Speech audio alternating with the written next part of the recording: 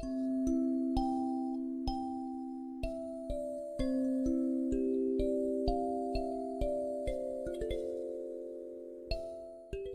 말씀의 제목은 구속의 역사와 남은 무리라고 하는 주제로 말씀을 연구해 보겠습니다. 누가복음 12장 32절에 적은 무리여 무서워 말라. 너희 아버지께서 그 나라를 너희에게 주시기를 기뻐하시니라. 많은 무리여 무서워하지 말라 하면 말이 안 맞죠. 많은 무리는 그 자체의 세력을 갖고 있습니다. 무서워 말라 할 때는 이 적은 무리가 얼마나 소수냐 하는 것을 우리가 생각해 볼 수 있습니다. 본래 본무리가 있었지만은 그 본무리가 대다수가 하나님의 은혜에서 떠나 있기 때문에, 다시 말해 영적으로 죽어 있기 때문에 하나님께서는 하나님과 함께한 그 믿음을 고수하고 있는 이 남은 무리, 영적으로 살아있는 이 적은 무리를 통하여 하나님의 역사가 이루어질 수밖에 없는 것입니다. 자, 대홍수 전에 남은 무리부터 봅시다. 창세기 5장 3절에 아담이 130세에 자기 모양 곧 자기 형상과 같은 아들을 낳아 이름을 셋이라 하였고, 셋도 아들을 낳고 그 이름을 에노스라 하였으며, 그때 사람들이 비로소 여호와의 이름을 불렀더라. 그 이전에 가인이 의로운 동생 아벨을 살해하는 일이 있었습니다. 그래서 아마 이 아벨이 죽고 난 뒤에 아담, 하나님의 형상을 닮은 그 하나님의 의의 맥이 단절되었었어요. 그런데 130세에 자기 모양 곧 자기 형상과 같은 아들을 낳았다는 거 보면은 그 안에도 자녀들을 낳았겠죠. 130세까지 자녀 없이 있지는 않았을 테고. 그러니까 문제는 하나님의 형상, 성령의 신성의 의를 이어가는 그 맥을 130세에 셋을 낳음으로써 비로소 여호와의 이름을 불렀더라 하는 말이 주어진 거예요. 원고 1906년도 35페이지에는 믿는 자들 중 많은 사람들이 믿음을 지켰으며 승리한 가운데 잠들었다. 그 당시에도 그가 셋의 계통이겠죠. 셋의 계통에서 꽤 많은 사람들이 믿음을 지켰고 승리한 가운데 잠들었다고 했습니다.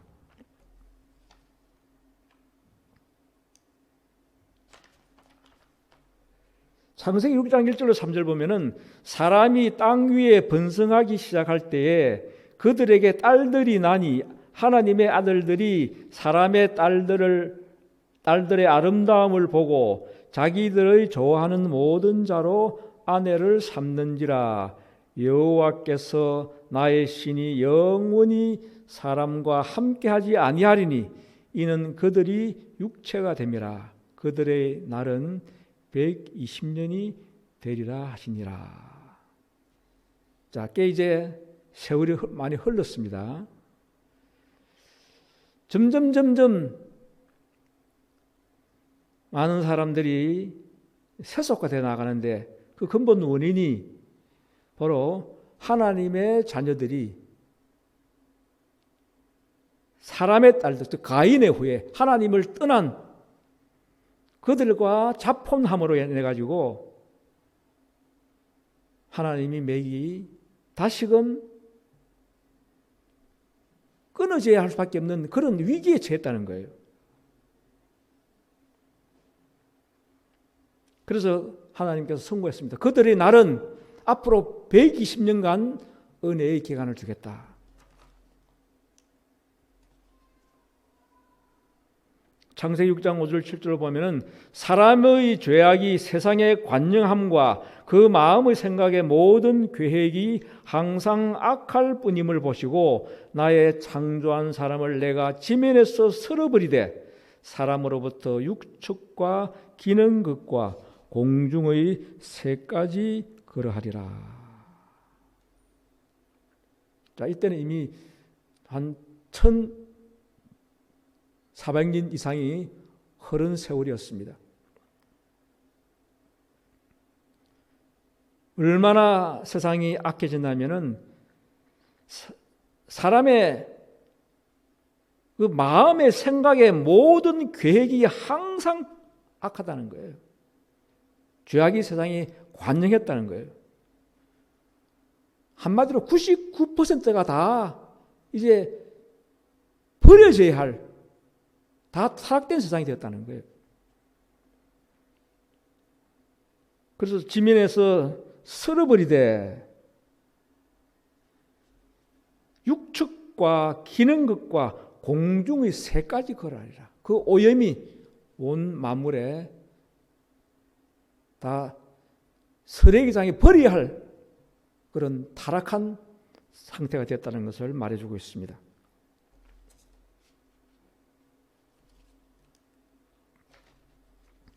자, 그래서 이제 이 노아에게 방주를 짓게 하고 120년 동안 복음을 선포하게 합니다.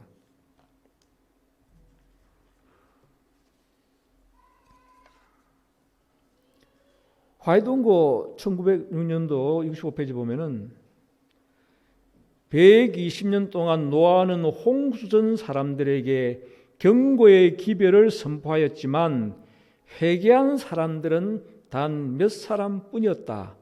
방주를 짓는 일에 노아가 고용한 목수들 중 몇 사람은 그 기별을 믿었지만 홍수가 나기 전에 죽었다.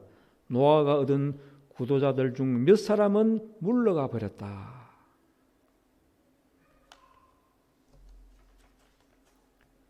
몇 사람 구원받았습니까?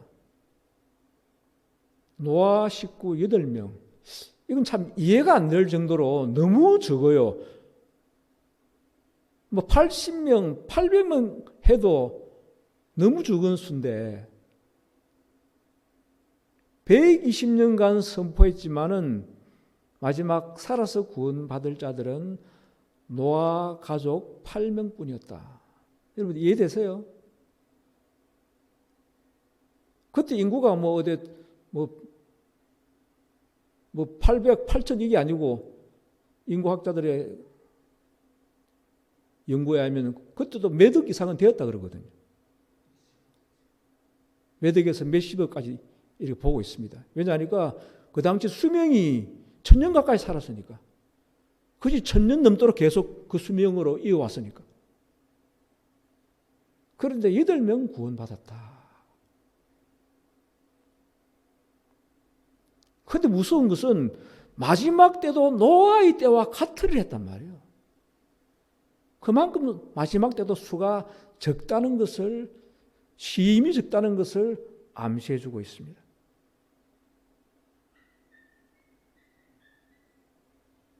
그 방주를 짓는 일에 함께 동참했던 자들도 뒤로 물러가 버렸다는 거예요.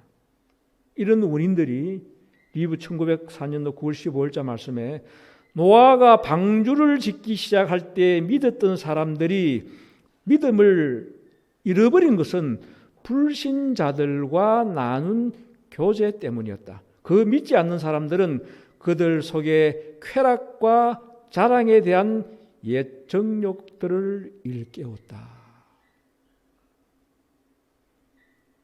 한두 사람이 믿는다 할지라도 99% 사람이 불신한다면은 그 세력에 휩쓸려 가요. 그들이 조롱하고 대다수가 반대하고 모함하면은 그 한두 사람 벽이 나기 힘들어요. 거기 같이 동참하기 힘들어요. 그래서 노아의 기별에 은혜 받고 감동 사람들 많았었습니다. 그러나 대다수 세상 사람들이 그것을 반대하고 조롱하고 왜곡시키고 하는 거기에 불신자들과 나눈 그 교제에 믿는 사람들도 함께 휩쓸려 믿음을 포기했다는 거예요.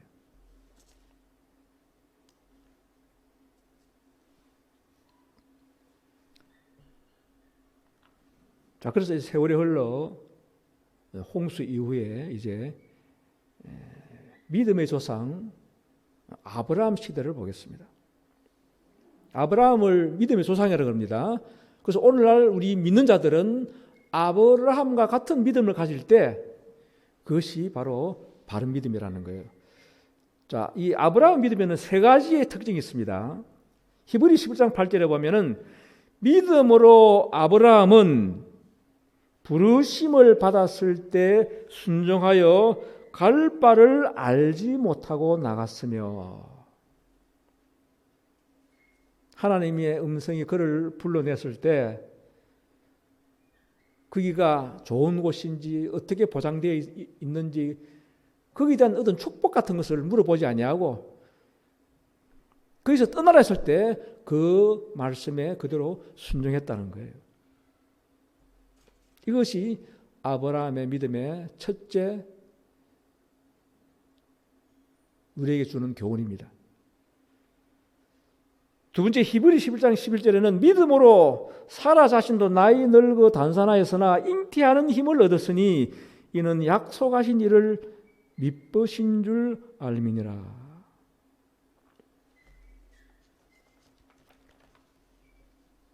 자, 이삭의 믿음으로 이삭을 낳았을 때 사라가 90세였고 아브라함이 100세였습니다. 이미 다 태가 끊겼고 이제 단산된 시점이에요. 애를 놓는 것은 불가능한 상황입니다. 그러나 그 하나님의 약속을 믿었을 때 불가능이 기적으로 나타났습니다. 그것이 이삭인 것 우리 다 아시죠? 자, 이것이 두 번째 아브라함 믿음이 어떠하다는 것을 우리에게 교훈을 주고 있습니다. 불가능을 믿는 믿음. 믿는 자에게는 능치 못할 일이 없느니라. 바로 같은 맥락의 말씀입니다. 우리는 이 믿음이 필요합니다.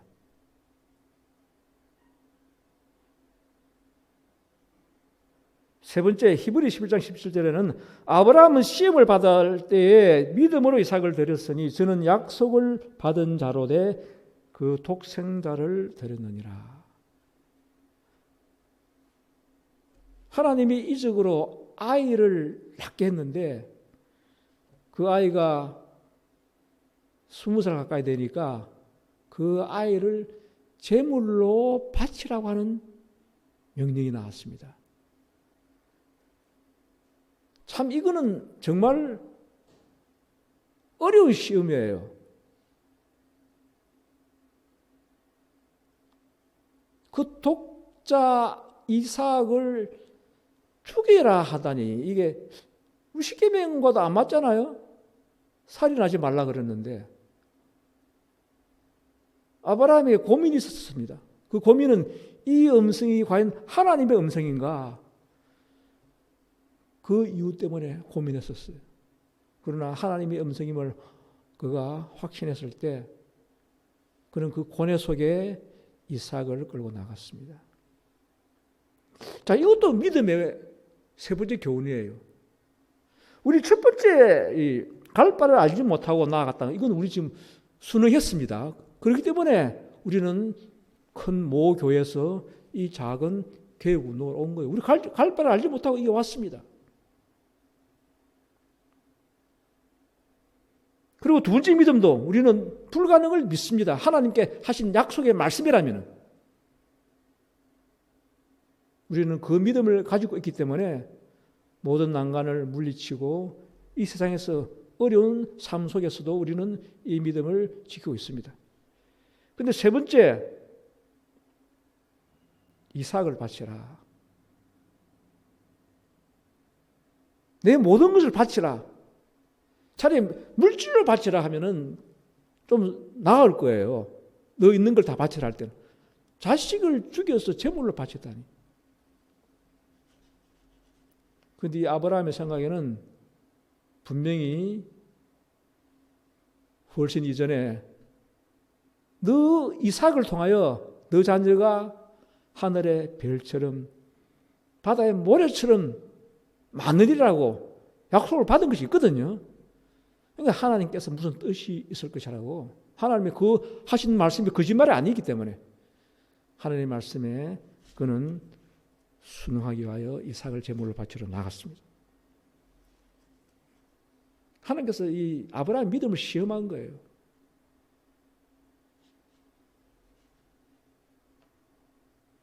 비로소 너가 참으로 나를 믿는다고 하는 것을 하나님께서 그때 그에게 확인하시고 그 말씀을 주셨습니다.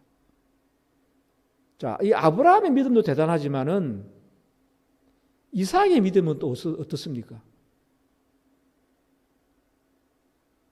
처음에 모리아산으로 함께 갈 때 자기가 제물 되리라는 상상도 못했습니다. 그러나 막상 그 사실을 알게 됐을 때, 젊은 혈기로 나이 많은 아버지 밀치고 얼마든지 도망갈 수 있어요. 그러나 이 이삭도 아버지 아브라함의 믿음과 같았습니다. 하나님의 뜻이 분명히 있으리라. 나를 죽여도 또 살릴 수 있으리라. 왜? 아버지를 통한 그 약속이 있기 때문에. 그렇지만 인간의 감정으로 그게 내가 목숨 내놓고 나를 죽이라고 제물 될 수 있을까요? 바로 이 이삭의 믿음이 예수 그리스도의 믿음입니다. 예수 그리스도를 상징하는 거예요.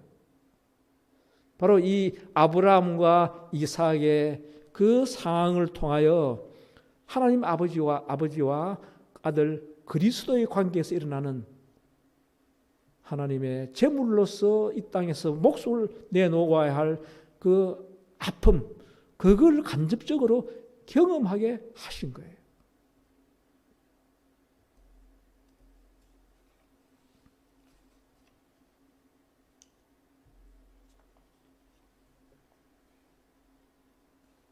자,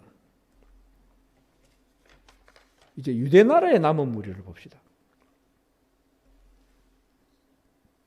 요한복음 1장 9절로 11절 보면은 참빛 곧 세상에 와서 각 사람에게 비치는 빛이 있었나니 그가 세상에 계셨으며 세상은 그로 말미암아 지은 바 되었으되 세상이 그를 알지 못하고 자기 땅에 오매 자기 백성이 영접지 아니하였으나 영접하는 자 곧 그 이름을 믿는 자들에게는 하나님의 자녀가 되는 권세를 주셨으니 오직 하나님께로서 난 자들이니라.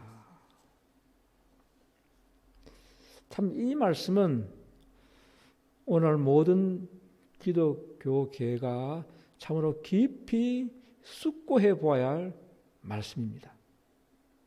왜냐하니까 자기 땅에 오매 자기 백성이 영접지 아니했다. 남의 땅에 믿지 않은 불신자 다른 백성이 나를 반대한 것이 아니고 천년 이상 은혜로 먹이고 인도해 오신 그 하나님이 아들을 이 땅에 메시아로 보냈는데 알아보지 못하고 그를 반대하고 결국 죽는 데까지 그들이 동참한 거예요. 왜 그들을 반대했을까요? 마태복음 13장 55, 57절에 이는 그 목수의 아들이 아니냐 예수를 배척하니라. 그들이 성경을 잘못 해석했다는 걸 그들은 몰랐습니다. 그들이 기대했던 그 메시아는 아주 대단한 인물로 이 이스라엘 나라를 아주 세상에 높이 들림받게 할 로마 속국으로 벗어나서 아주 위대한 국가로 만들어줄 위대한 메시아를 기대했는데 초라한 목수의 아들로 오니까 예수님께서 아무리 대단한 훌륭한 설교를 하셨고 놀라운 이적들을 보였지만은 그것보다 그의 신분에 그 목수의 아들 아니냐. 그의 초라한 그 신분에 그들은 초점을 맞추고 예수를 배척했다는 거예요.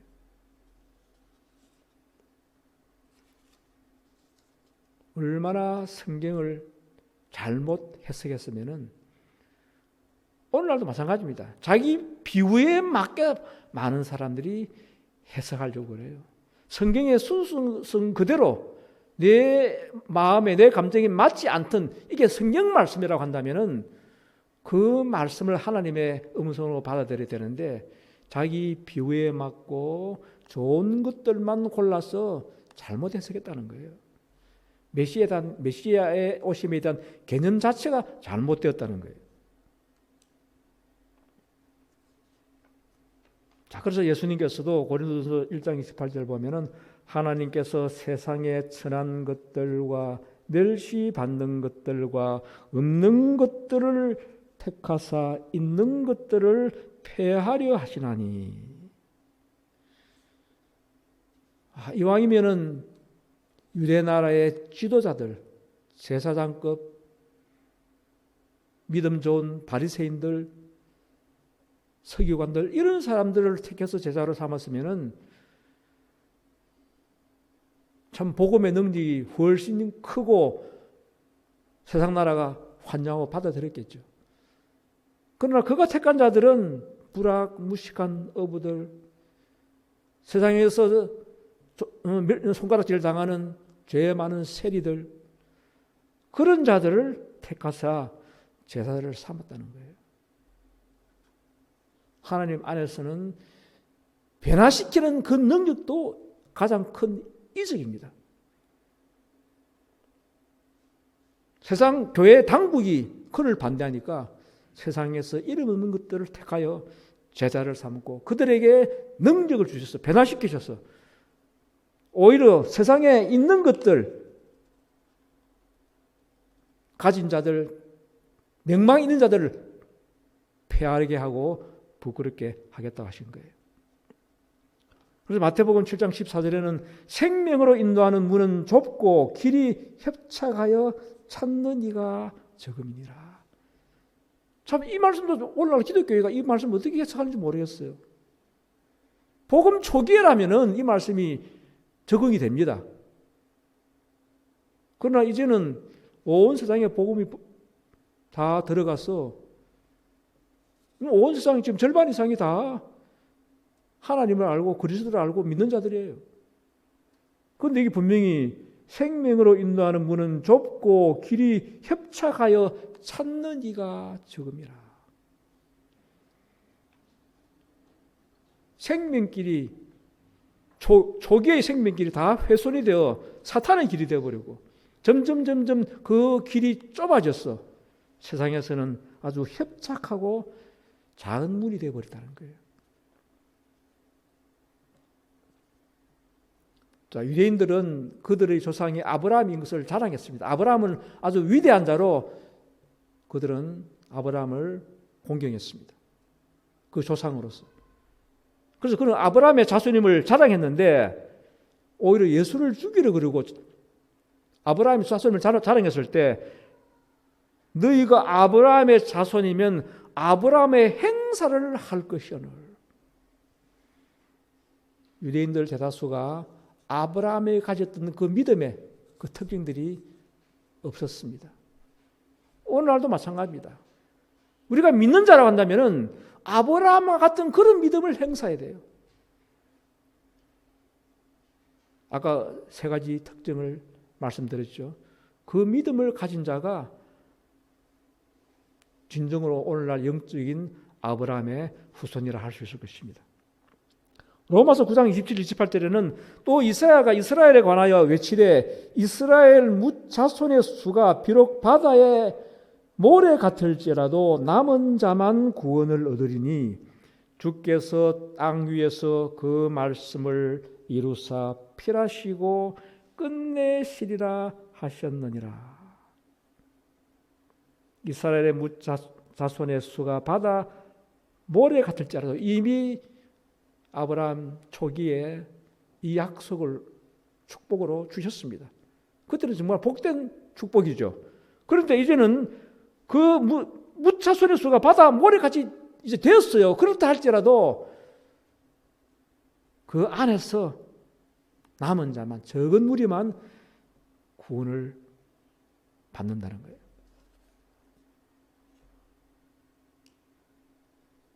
자, 그러면 이 남은 무리의 믿음을 봅시다. 계시록 14장 4절. 이 사람들은 어린 양이 어디로 인도하든지 따라가는 자며 14만 4천 명에 관련된 말씀입니다. 어린 양이 어디로 인도하든지 따라가는 자며, 바로 이 믿음이 아브라함에게 거기서 나오라 했을 때 갈 바를 알지 못하고 나왔다는 그 믿음이에요. 어린 양이 어디로 인도하든지, 좋은 길이든지 가시밭길이든지 천한 길이든지 인도하는 대로 따라간다는 거예요.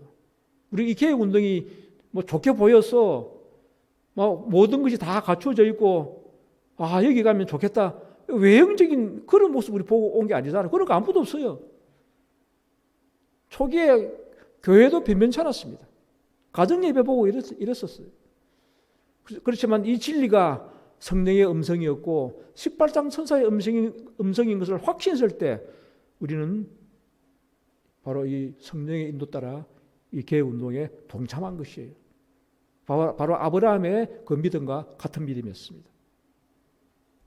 그래서 로마서 3장 23, 24절에 모든 사람이 죄를 범하였음에 하나님의 영광에 이르지 못하더니 그리스도 예수 안에 있는 구속으로 말미암아 하나님의 은혜로 값없이 어렵다 하심을 얻은 자 되었느니라. 태가 끊긴 사라에게 아들을 이스라엘 할 때 그 믿음 속에서 사라 90세, 아브라함 100세 아들을 얻었던 그 기적 같은 일이 오늘 우리는 이미 의가 끊겼습니다. 모두가 죄인이에요. 우리의 힘으로는 하나의 의도 우리는 만들어낼 수 없습니다.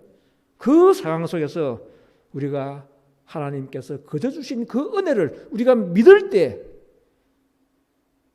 그 의, 하늘의 신성, 그것이 우리의 것이 된다는 거예요. 바로 아브라함이 가졌던 두 번째 믿음의 특징, 그 은혜, 바로 이 말씀 속에 같은 맥락입니다.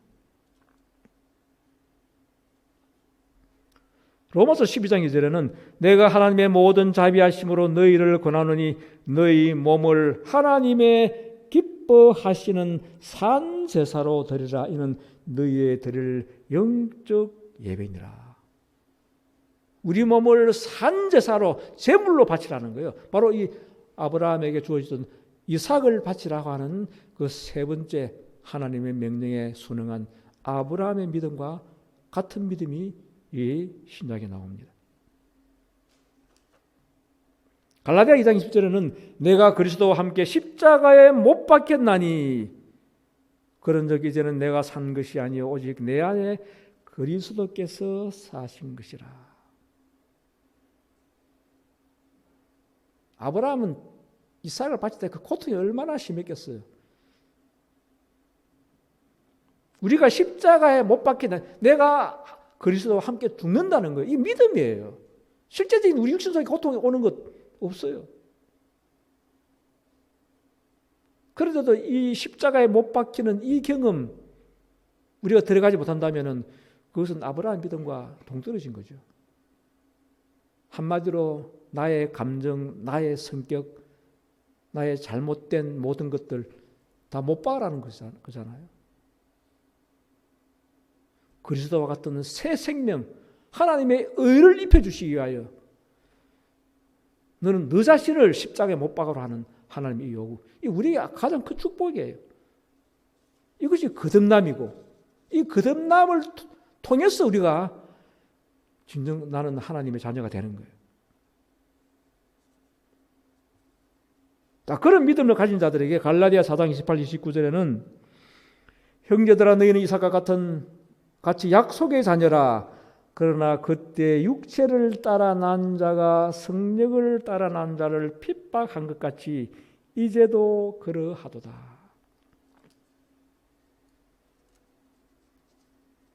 처음에 아브라함도 불신이 섞였어요. 그 약속을 잘못 이해하고 그 여종과 관계를 해서 이스마엘을 낳습니다. 그리고 이스마엘에게 하나님께 축복 주실 줄 알았었어요. 하나님의 약속은 그것이 아니었습니다. 그러나 자기 행위로 난 자식이었습니다. 오늘 우리 믿음은 마찬가지입니다. 내가 이스마엘 믿음이냐 이삭의 믿음이냐 하는 거예요. 내 행위로 나의 어떤 선한 행실로 하나님께 인정받으려고 하는 것은 그게 바로 이스마엘의 믿음이에요. 우리는 오직 말씀을 믿는 믿음 속에서 전적 100% 하나님을 통한 의, 그것이 이삭의 믿음이라는 거예요. 그런데 이 이삭의 믿음을 가진 자는 대다수 이스마엘의 믿음을 가진 자를 통해서 핍박을 받는다는 거예요. 어떤 자기 공로의 어떤 헌신, 그것이 하나님께 간합되는 걸로 생각하는 많은 기독교인들이 결국 이 오직 하나님의 불가능을 믿는 그 믿음, 그렇기 때문에 아무리 천한 출신이고 죄 많은 인간이라 할지라도 그가 진정으로 하나님을 믿고 내가 십자가에 못 박히는 그 경험을 가진다면 그가 바로 하나님의 위대한 자녀가 된다는 사실이에요. 오늘날 많은 사람들이 바로 이 이스마엘과 같은 자기의 어떤 행위, 공로, 그것이 하나님 앞에 연락되고 그것이 구원에 이르는 선한 길인 줄, 그 바리새인의 기도 가운데 그것이 나왔죠.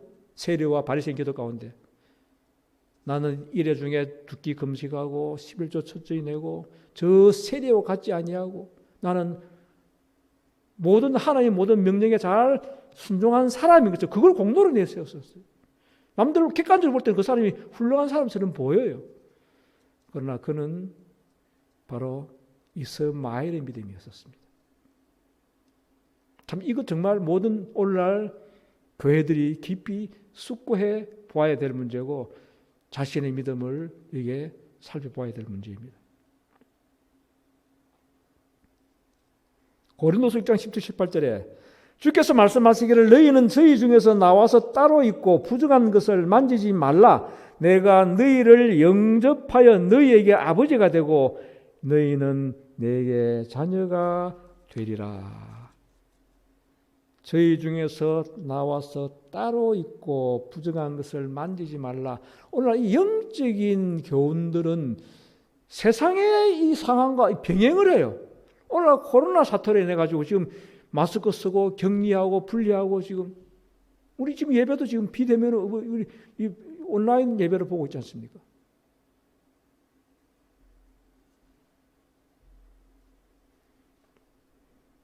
오늘날 이렇게 하나님께 섭리하신 것도 죄와 섞이면은 함께 도매금으로 휩쓸려 나가니까 이제는 개개인이 하나님 앞에 서려면 격리하고 분리하고, 그래서 경건의 모양은 있으나 경건의 능력을 부인하는 자에게서 돌아서라. 같은 믿는 자라 할지라도 능력을 부인하는 자와 함께하면은 물든다는 거예요. 이것은 세상에 오늘 코로나를 통하여 세상을 경고하고 있고 오늘 믿는 교회를 경고하고 있습니다. 세상이 얼마나 모든 세상의 모든 분위기가 악이 충만하고 보고 듣고 모든 것이 이미 신령하고 거룩한 것은 용납되지 아니하는 그런 쾌락의 세상이 되어버렸습니다.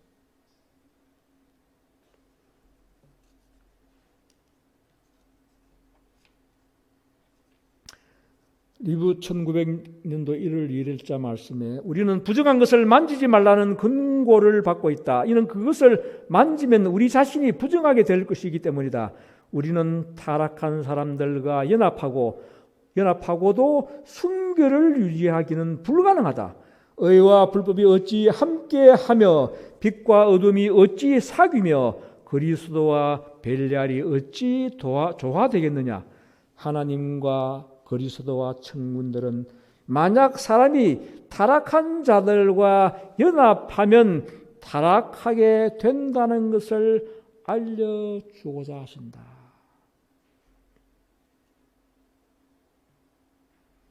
타락한 사람들과 연합하고도 순결을 유지하기는 불가능하다. 사탄이 장악하고 있기 때문에, 사탄의 세력이 우리 연약한 인간의 힘으로 거슬릴 수 없다는 거예요. 나야가라 폭포에서 또 상주 쪽에서는 또 거슬러 헤엄칠 수 있을는가 모르겠지만은 폭포 벼랑으로 떨어지는 끝에 이르면은 그 세력이 얼마나 강합니까? 물줄기 세력이. 그 헤엄쳐서 거슬러 갈 수 없잖아요. 모든 사람이 함께 떠내려간다는 거예요. 그래서 우리에게 분리하라, 격리하라, 떠나라 하는 말씀이 주어진 것입니다.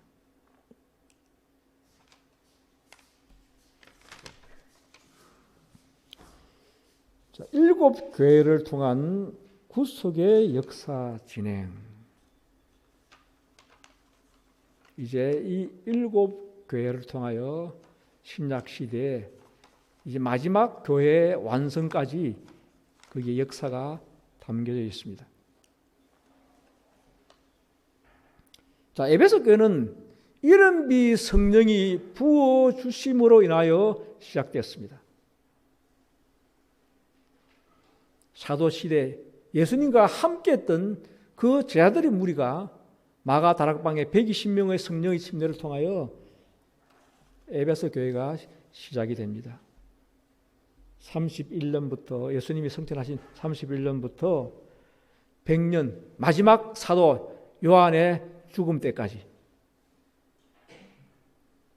그 믿음은 참으로 초대교회 믿음은 좋았습니다. 순수하고 경건하고 신령했습니다. 그러나 세월이 흐를수록 점점 첫사랑을 잃어버려 갖고 처음 행위를 잃어버렸습니다. 그래서 일부 교회마다 그 말비에 보면은 귀 있는 자는 성령이 교회들에게 하는 말씀을 들을지어다.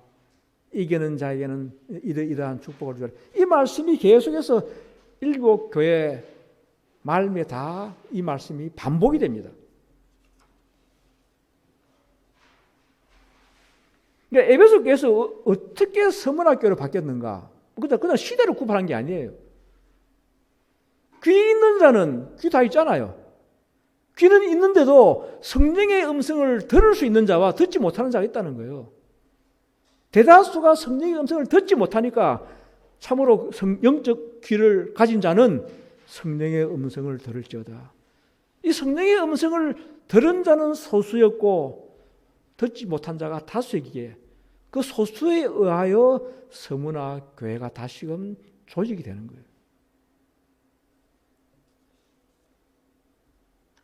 참, 이 에베소라고 하는 뜻은 아주 으뜸이다, 부러워할 만한 뜻을 갖고 있는데 이 스무나 교회 시대는 바로 핍박의 시대요, 순교의 시대입니다.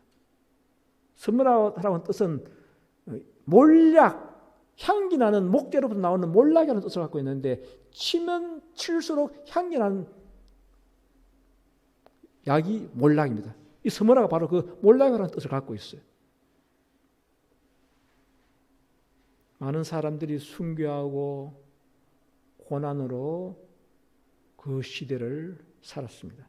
313년은 바로 이 핍박으로 안 되니까, 그래도 요원의 불길처럼 신자들이 늘어나니까 사탄이 작전을 바꾼 거예요. 이제는 그리스도교를 신교 자유를 허락한다. 그리스도교에 대한 핍박이 그친 시점이에요. 종교회에서 이제 그리스도교를 핍박하지 않고 이제는 신교 자유를 허락한다고 선포한 해가 바로 313년이었거든요. 그 다음에 시작된 교회가 이 버가모예요. 버가모라는 뜻은 높이 든다. 왜 높이 든다는 뜻이냐면 이때부터 이제는 로마 교회에서 기독교를 국교로 받아들입니다. 그러니까 정치 고관들도 이제 황제도 믿고 정치 고관들도 믿는 거예요. 높이 기독교의 복음이 높이 들렸습니다. 그러나 이것이 이교 로마와 합작하여 받아들였기 때문에 순수한 진리가 훼손되고 참된 진리는 땅에 떨어졌습니다. 이름만 높이 들렸지, 그리스도 이름만 높이 들렸지, 영적인 수준은 바로 쇠소가 되어버렸다는 거예요.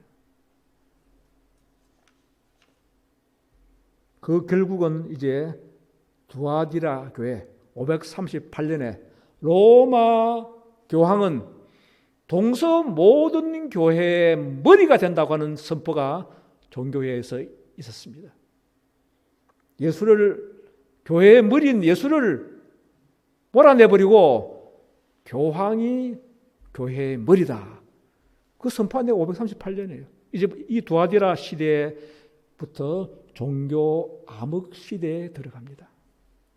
우리가 잘 아는 1260년의 긴 종교 암흑 시대. 이 두아디라고 하는 뜻은 바로 고난의 희생이다. 이 종교 암흑 시대의 믿음을 지키려면 정말 고난받고 희생당할 수밖에 없는 그런 캄캄한 세대였었어요. 이 두아디라 시대가 1517년에 드디어 마르틴 루터라는 자로부터 시작해가지고 종교의 별들이 나타납니다. 종교개혁이 시작된 해예요. 그렇다고 핍박이 없었던 건 아니에요. 그 핍박 속에서도 이런 위클립, 칼빈, 웨슬러 이런 위대한 종교개혁자들이 일어난 거예요. 그래서 이 암흑시대는 1798년까지 로마 교황이 불란서 혁명군에 의하여 죽임을 당하는 그 시점까지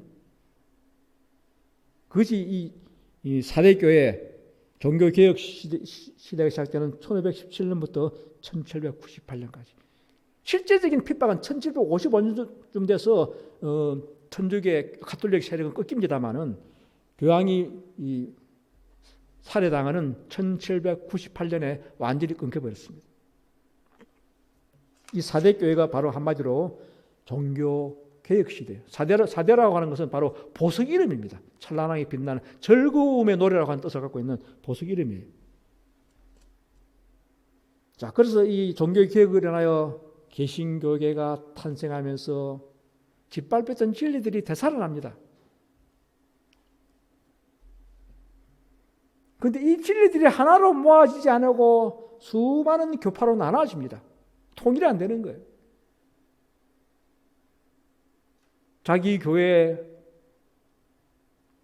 세력을 확장시키기 위하여 다른 교단과 연합하려고 하는 마음들이 없었어요. 이 수백 개의 교단을 통일시키기 위해서 하나님께서는 거기에서 참된 진리를 만들어내기 위해서 재림운동을 일으켰습니다. 윌리엄 밀러를 통하여. 그게 빌라델피아 시대예요.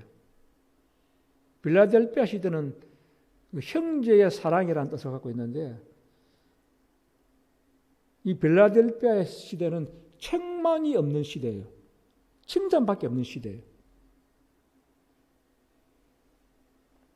1798년부터 1844년 가장 짧은 시기죠. 이 짧은 시기에 재림운동이 온 세계에 파급되었습니다.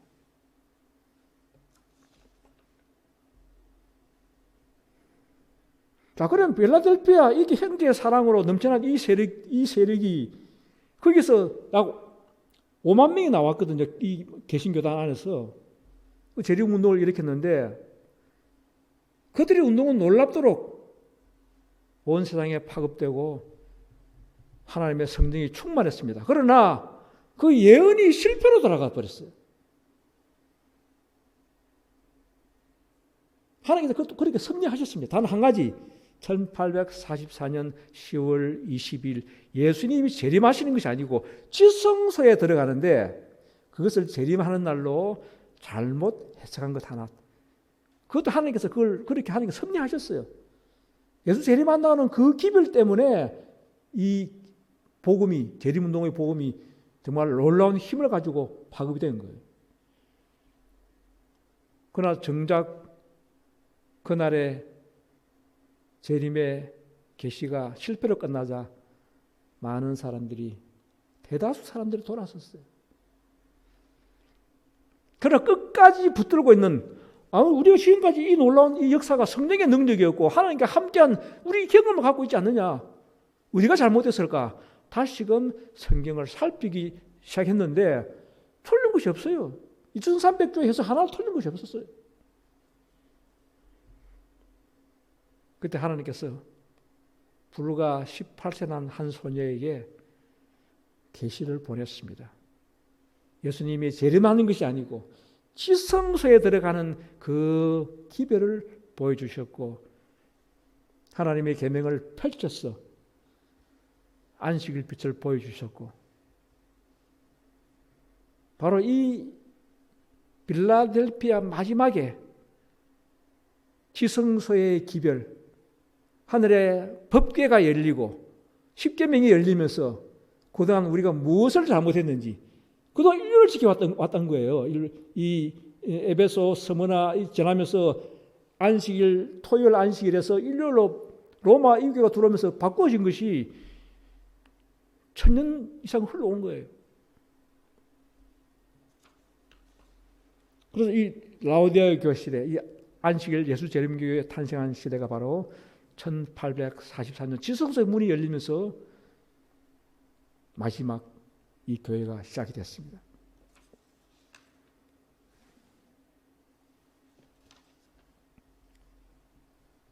자, 그래서 지금 끝날까지 이 라오디아 교회는 계속되고 있습니다.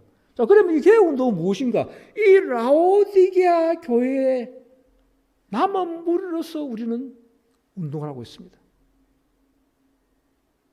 모든 시대마다 남은 무리들이 구원을 얻었던 거예요. 이 라오디게아 교회도 지금 170년 이상 흘렀어요. 가면 갈수록 세력은 커지고 물질적으로 부유해지고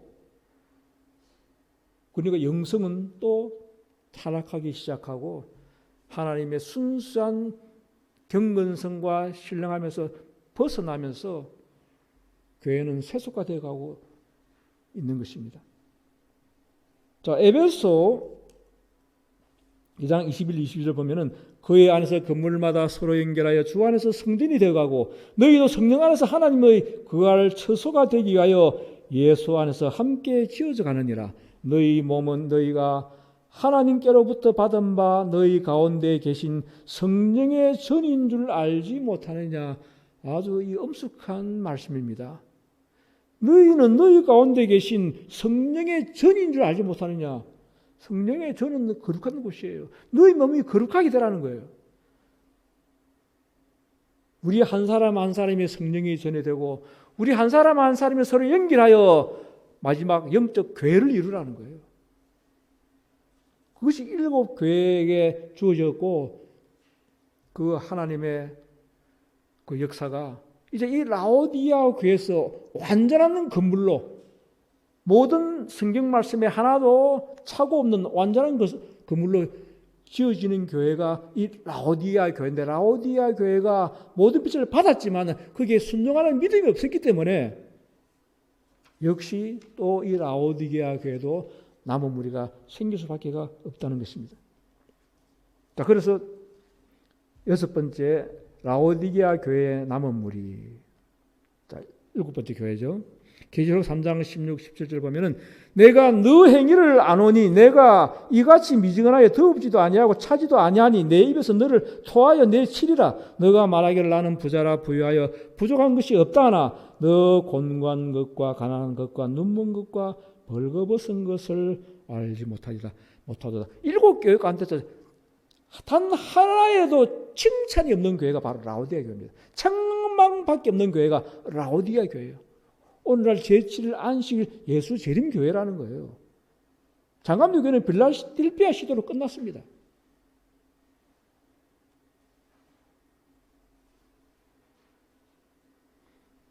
자, 이 책망의 말씀 가운데 참 무서운 것을 우리가 봅니다. 나는 부자라 부유하여 부족한 것이 없다. 예수님 당시에 부자가 천국 가기가 무엇보다 어렵다고요? 낙타가 바늘기 들어가는 것보다 어렵다. 이거 제자들이 모르면 심히 어렵다. 누가 구원을 얻을 수 있으리요? 사람은 할 수 없으나 하나님으로는 할 수 있다. 이 말씀 바로 그 부자 청년 복관에게 너 재산을 팔아 가난한 자에게 주라 했을 때 어려서부터 그 하나님 계명을 다 지켜왔다 하는 그 부자 청년 법관이 정말 그 믿음의 본색이 드러난 거예요. 그랬을 때 그가 떠나갔을 때 이 말씀을 한 거예요. 부자가 천국 가기가 낙타가 바늘기 들어가는 것보다 어렵다는 말씀이 나온 거예요. 그럼 지금 라오디게 상태에서는 구원받기가 심히 힘들다는 거예요. 거의 불가능해요. 그런데 실상은 어떤 모습인가? 공고하고 가난하고 눈먼 상태. 더 무서운 것은 벌거벗은 것을 알지 못하도다. 이게 아마 영적 침에 걸린 거예요.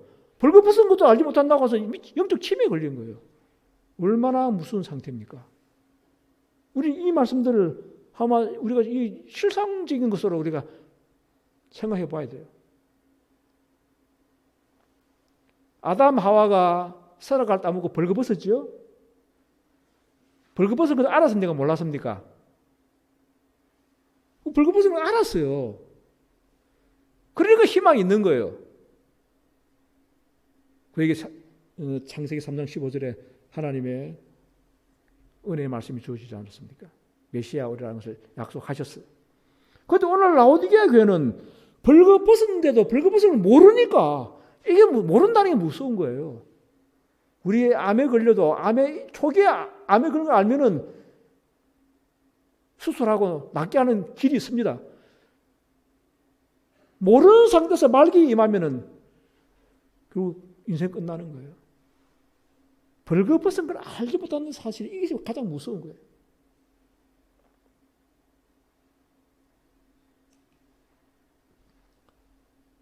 자, 갈렙 뽑은 기별 1권 363페이지. 시험의 때가 우리에게 임박하였는데 이는 죄를 사유하시는 구세주이신 그리스도의 의에 대한 계시를 보여주심으로 셋째 천사의 큰 소리 외침이 이미 시작되었기 때문이다. 이것은 온 땅을 환하게 할 천사의 빛의 시작이다. 온 땅을 환하게 할 천사의 빛. 바로 계시록 18장 천사가 이미 믿음으로 말미암는 그리스도 의의 계시를 보여줌으로 이미 시작되었다는 걸 분명히 말씀해 놓고 있는 거예요. 그런데 오늘날 재림교회가 18장 천사는 아직도 미래의 일로 기다리고 있어요. 이미 유대 당시에도 이미 메시아가 와 있는데 목수의 일을 하고 있는데 메시아를 기다린 것과 똑같다는 거예요. 1889년 11월 5일자 말씀에 그러나 메시아에 대한 기별이 유대 민족에 의하여 거절된 것처럼 이 은혜로운 기별이 그리스도교계에 의하여 일반적으로 거절될 것이다. 오직 소수만이 진리의 증언을 받아들일 것인데 이는 왜냐하면 사단은 하나님의 진리를 받지 못하게 하기 위하여 가능한 모든 영향력을 행사할 것이기 때문이다. 예수님 당시나 지금이나 이것이 그 교훈이 지금도 똑같이 진행된다는 거예요. 그 당시에도 예수님이 그들이 기대했던 모습으로 오지 않았기 때문에 가난하고 초라한 목수의 아들로 왔기 때문에 믿지 않았던 것은 오늘날도 마찬가지. 계시록 18장서가 아주 영광스럽게 재림교회를 아주 높이 모든 이 기독교계에서 높이 치켜들게 만들어가지고 복음이 영광스럽게 빛날 그런 이서 기사를 동반한 그 메시아를 기다리고 있다는 이 자체가 지금 잘못된 거예요. 늦은 비에 대한 개념이 잘못되어 있는 거예요. 그래서 이 은혜로운 기별이 그리스도 교회가, 이 그리스도 교회가 바로 오늘날 재림교회, 오늘 기성 재림교회를 말하는 거예요. 일반적으로 거절될 것이다. 수도 작고 초라하고, 재림교회는 얼마나 많은 목사와 박사들이 얼마나 많습니까? 조직이 얼마나 큽니까? 세계적인 조직은 천주교 다음이에요. 얼마나 많은 영적 지식이 있습니까? 예언신이 있으니까. 그게 나는 부자라 부유하여 부족한 것이 없다. 말씀이 이렇게 많은데 무슨 말씀이 더 필요하냐? 책이 다 있는데 그건 모양만 있는 거예요. 모양을 가지고 그들은 가진 걸 착각하고 있는 거예요. 능력이 함께해야 되는데 지식과 이론은 충만하죠. 그러나 살아있는 경건의 산 능력이 없다는 사실. 한마디로 거룩함의 표대를 잃어버리기 때문에 수준이 땅이 떨어져 있는데도 그걸 알지 못한다는 사실이에요.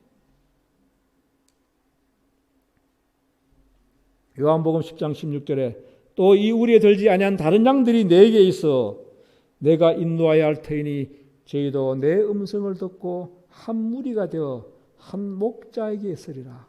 이 우리에 들지 않은 다른 양, 다른 교단들을 말하겠죠. 모든 교단에 하나님의 개인적으로는 하나님의 택한 양들이 있습니다. 그들에게는 성경의 밝은 지식은 없지만은 예수님을 믿고 그 예수님을 닮고자 하는 순수한 사랑과 복음의 정신을 가진 자들은 다 하나님의 양들. 그들을 불러 모은다는. 나는 어디서 불러 모읍니까? 세계적인 조직이 있어야 불러 모으지 않습니까? 어느 한 개개인, 어느 한 나라 이렇게 개개인 하는 어떤 그런 것으로 어떻게 온 세계 이 복음의 영혼들에게 이 복음이 전파될 수 있습니까? 이미 조직이 세계적으로 하나의 교회가 형성되어 있어야 불러낼 수 있는 그게 되는 거죠. 자, 이제 7번째 현대의 방주와 늦은 비를 봅시다. 자, 이게 아주 참 큰 교훈이 있습니다. 방주를 영어 성경에는 ARK로 되어 있습니다. ARK. 근데 법궤도 뒤에 ARK. 똑같이 ARK로 되어 있어요. 동일 명칭입니다. 우리 한국 성경 봐가지고는 뭐 방주는 방주고 법궤는 법궤고 이런데 영어 성경에 그게 같이 되어 있거든요. D라고 하는 정관사 하나 더 붙은 거예요. 이제 법궤를 지칭하기 위한. 하나님께서 이렇게 왜 방주와 법궤를 같은 그 ARK라는 단어를 왜 썼을까? 쉽게 알으라고. 노아 당시에 방주에 들어가야 구원받듯이 오늘날 마찬가지라는 사실이에요. 법궤에 들어가는 자가 구원받는다는 거예요. 법궤에 들어간다는 말은 다시 말로 다른 말로 말하면 지성소에 들어가. 법궤가 지성소에 있으니까 지성소에 들어간 자가 구원받는다는 것을 이 아까라는 단어로 쉽게 설명해 주고 있는 거예요. 말을 안 해도 단어가 같으니까 아 이제는 법궤가 있는 지성소에 들어가면 구원받는구나. 그 당시에 방주에 들어가면 구원받듯이 이렇게 쉽게 이해할 수 있는데도 왜 많은 사람들이 알지 못할까? 또 일일교에서 나오는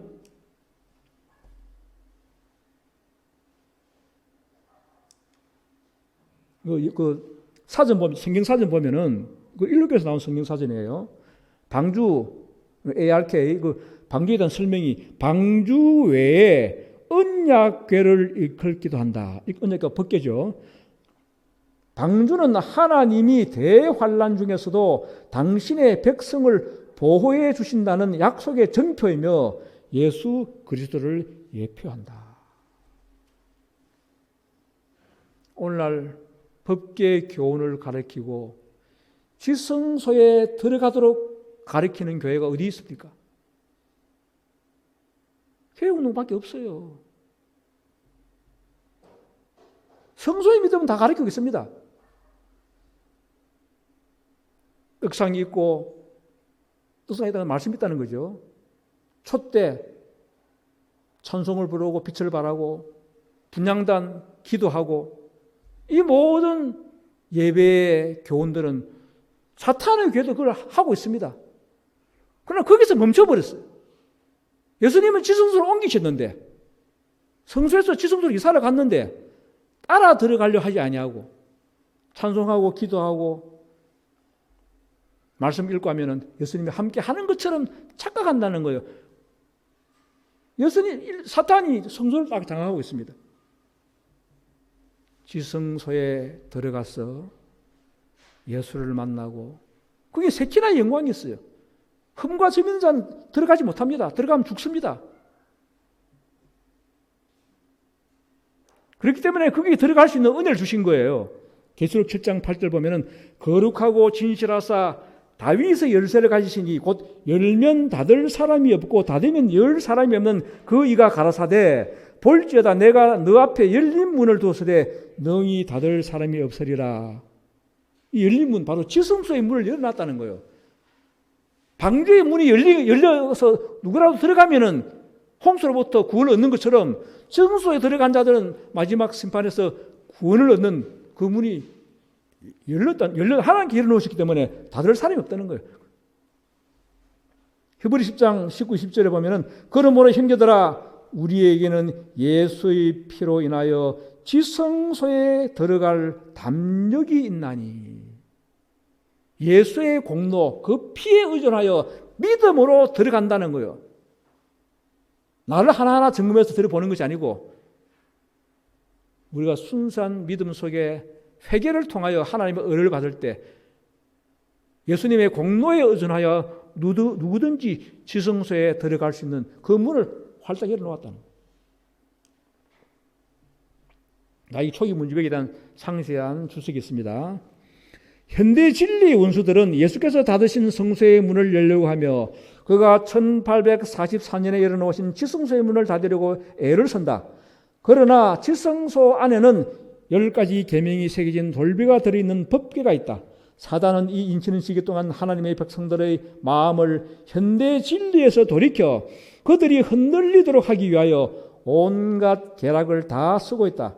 나는 하나님께서 환난의 때 당신의 백성들을 지키기 위하여 진리 편에 서서 마음을 순결하게 보존한 영혼에게 전능자의 보호막이 씌워질 것이다.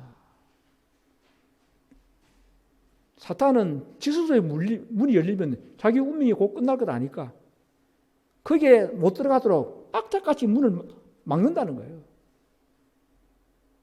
오늘 세상 교회는 지성소에 가르침이 없어요. 성소에서 만족합니다. 사탄이 장악하고 있는 줄도 모르고. 자, 그래서 이 계시록 18장 천사가 진행되면서 사드리아는 하늘로서 다른 음성이 나서 내 백성아 거기서 나와 그의 죄에 참여하지 말고 그의 받을 재앙들을 받지 말라. 여기 말씀 보면은 하나님의 백성이 세상 모든 교회에 다 있습니다. 비록 소수의 무리이긴 하지만은 모든 교단마다 하나님의 백성들은 있습니다. 그 내 백성아 하고 하는 것은 바로 예수님께 대한 순수한 믿음을 가진 자들. 꼭 교리는 틀리고 잘못이 있다고 할지라도 예수님을 사랑하고 그 품성을 닮으려고 하는 자들은 다 하나님 백성들이에요. 사도행전 54, 55페이지 보면은 지상에서 하나님의 사업이 막을 내리는 종말의 때에 있어서 헌신한 신자들이 성령의 지도하에 발휘하는 열렬한 노력에는 하나님의 특별한 표적이 따를 것이다. 사도 시대에 성령을 부어주심은 이른비의 시작이었고 그 결과는 영광스럽다. 세상의 끝에도 성령의 임재가 참교회와 함께 하여야 한다. 자, 종말 때 헌신한 신자들이 성령의 지도하에 발휘하는 열렬한 노력이 함께 할 때, 그런 자에게 특별한 표적이 있다는 것이다. 그리고 세상의 주주가 끝날 즈음에 인자의 오심에 대해 교회를 준비시키기 위하여 영적 은혜가 특별히 부어줄 것이 약속되었다. 그리고 이 첨가된 능력을 받기 위하여 그리스도인들은 늦은 빛 때 추수의 주님께 탄원해야 한다. 그 응답으로 주께서는 번개를 내시고 무리에게 소낙비를 내리시리라. 유대나라 당시에도 메시아가 이미 아기로 탄생해가 30년을 살았었어요. 그는 아기 때부터 메시아였고 목소리를 하면서 메시아였습니다. 그러나 공생애 때 자기의 모습을 참으로 드러내었습니다. 어린 아기 때 탄생을 믿지 아니하도록 사탄이 막았고 30년 동안 목소리라고 했지만 사람들은 몰랐던 거예요.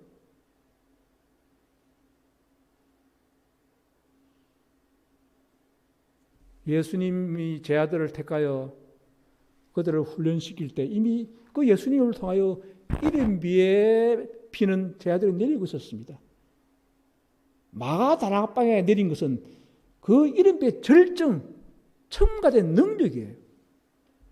그러나 오늘날 이게 성경은 이 가장 핵심되는 부분만 딱 감축해 놓으니까 마가의 다락방에 그 권능이 나타날 때만 이 늦은 별을 보기 때문에 그게 눈에 안 보이면은 늦은 별을 인정하지 않으려는 거예요. 그 마가의 다락방의 경험을 하려고 하면은 먼저 예수님을 알고 예수와 함께하면서 그 품성을 배우는 그 과정이 먼저 있어야 되잖아요. 오늘날도 마찬가지입니다. 늦은 배의 본질은 예수님을 담는 품성의 열매가 익어가는 게 그게 늦은 배의 본질이거든요. 그 절정이 첨가된 능력이에요. 자꾸 절정만 믿으려고 그러니까 그 눈에 안 보이니까 안 믿으려고 그러는 거예요. 그 절정이 한순간에 오나요? 품성의 열매가 맺혀야죠, 먼저. 그래서 이 말씀이 바로 그 말씀이에요. 추수가 끝날 즈음에 인자의 오심이 되는 교회를 준비시키와 영적 은혜가 특별히 부어질 것이 약속돼. 영적 은혜가 지금 이 개운 통하에 부어지고 있지 않습니까? 그리고 그 다음에 이 첨가된 능력을 받기 위하여 그리스도인들은 바로 마가 다락방의 그 경험, 하늘에서 불이 내려오는 그 경험 아직 교회에 일어나지 않았지만 그것은 마지막 절정에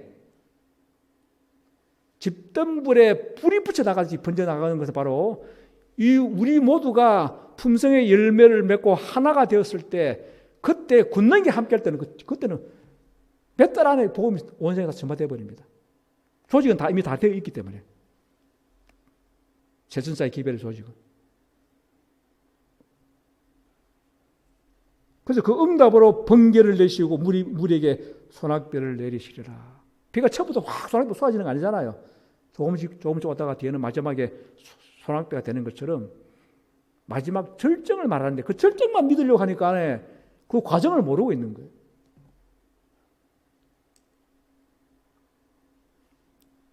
자, 마지막 말씀 봅니다. 그러나 오늘날 하나님의 교회의 교인들이 모든 영적 성장의 근원과 산관계를 가지지 않고서는 수수때를 위하여 준비되지 못할 것이다. 그들은 등을 손질하고 불을 켜두지 않고는 특별히 필요한 때에 더해 주시는 은혜를 받지 못할 것이다. 끊임없이 새로운 은혜의 공급을 받는 사람만이 그들의 매일의 필요에 알맞은 권능과 그 권능을 사용할 능력을 받을 것이다. 그들은 특별한 영적 능력을 받아 영혼을 얻는데 기적적으로 적합하게 될 장래의 어느 때를 바라보는 대신에 바로 이 말씀이에요. 어떤 기적 권능 그때를 바라보지 말라. 지금 이미 그 늦은 비에 은혜가 부어주고 있기 때문에 그때 그 은혜를 받아 가라는 거예요. 그렇게 적합해 나갈 때 자신들을 날마다 하나님께 복종하여 하나님께서 그들을 서기에 적합하게 될 수 있도록 노력할 것이다. 오늘 우리는 이미 예수님과 함께 예수님의 제자로서 예수님께 배우는 과정 속에 이 개혁운동을 하고 있습니다. 여기서 우리는 점점 성장해 나가요. 클라이막스를 향해서. 점점 성장해가지고 마지막에 권능이 부을 때는 그때는 재림교회는 은혜의 문이 닫히는 때입니다. 우리를 거절한 재림교회는 은혜의 문이 닫힐 때고 우리를 알지 못하는 장감리 교회의 이 복음이 이제는 마지막으로 확산되는 거예요. 지금 때는 심히 임박합니다. 우리가 아직 그 준비를 게을리하고 있기 때문에 세상이 많이 지체되고 있습니다. 오늘 세상의 이 위기 사태를 보면서 우리가 해야 할 몫이 너무나 임박하고 너무나 크다는 사실을 우리는 절감해야 합니다. 우리는 더 기도하고 더 열심으로 성령의 능력을 탄원하고 마지막 때 내가 여기 있나이다 나를 쓰소서 우리가 하나님 앞에 자신을 바칠 수 있는 그런 믿음을 가지는 우리 모두가 되기를 간절히 바랍니다. 하늘에 계신 아버지, 오늘 구속 역사를 통한 남은 무리에 대하여 살펴보았습니다. 주님은 이 땅에 택한 나라에 자기 백성에게 찾아왔지만 영접받지 못하고 멸시를 당하고 그 백성들에 의하여 죽임을 당하셨습니다. 오늘날도 이 역사가 다시금 이 땅에 재현되고 있다는 놀라운 또 슬픈 상황들을 우리 연구하게 되었습니다. 주여, 우리는 세상에 존재 없는 자들이었지만 저희들을 부르시고 택하시고 주의 믿음과 생명을 간직하고 마지막 사회에 설 남은 무리로 저희들을 택하셨습니다. 주님, 이 놀라운 영광을 주님께 다시 돌려드리기 위하여 자신을 십자가에 다시 한번 못 박는 경험을 하도록 도와주시고 주님의 생명으로 거듭나는 삶을 경험하도록 도와주시옵소서. 지금 세상은 심히 종말의 때가 임박함을 우리 평생에 경험하지 못하는 일들이 일어나고 있지 않습니까? 이러한 때 우리가 마땅히 어떠한 사람이 되어야 할지를 깊이 생각하게 도와주시고 이 위대한 사업에 부름받은 이 놀라운 특권을 상실하지 않도록 날마다 말씀으로 교제하며 기도로 탄원하는 저희들 되게 도와주옵소서. 주여, 한 자리에 모이지 못하고 이렇게 방송으로 예배를 보는 우리 모두를 축복해 주시고 전 세계에 흩어져 있는 우리 믿음의 식구들 참으로 깨어서 비록 적은 무리지만은 하나님의 말씀을 그대로 간직하고 주의 품성을 닮은 주의 자녀로서 부끄럽지 않은 믿음과 품성을 소유하도록 도와주시옵소서. 이 집회가 닿을 때까지 주어진 모든 말씀마다 축복해 주시고 모든 우리 영혼들을 깨우치시고 그 심령 속에 늦은 비의 풍성함이 부어주게 도와주시옵소서. 모든 말씀을 우리 구주 예수님 이름으로 간절히 기도 올려옵나이다. 아멘.